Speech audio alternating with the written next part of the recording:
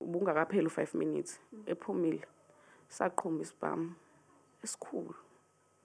Ngaphuma ngoba ngibuka isikhathi aphume ngaso la endlini. Ngabuka isikhathi isibhamu esikhala ngaso nendawo ekhala kusona.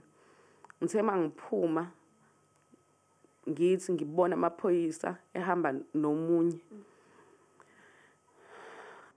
Kukholakala ukuthi lo msolwa ubefunwa ngamacala abalelwa kwayisikhombisa okubulala.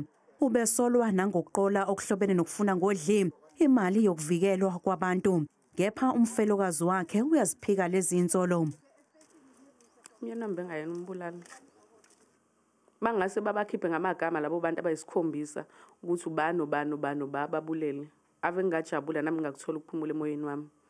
Kodwa into engiyibona emaphoyiseni ukuthi nawa corrupt. If uzwile kuthiwa umuntu because nginesho abayibona ngalento abakhuluma ngayo bazwile. Kunomuntu obatshelile ukuthi kwenza u1 no2 no3. Why bengafuna ukuzwa amacala wonke? Why bengamnikezanga because uthiwe umbulalo omkhulu. Obvious umuntu obulala 7 wabantu lo muntu umbulalo omkhulu. Umnyeni wami bengayena umbulali. Uyakuphika nokuthi umyeni wakhe wabulala iphoyisa uConstable Umnqobi Shange owadutshulwa wabulawa ngo2023 kwaNgcolosi.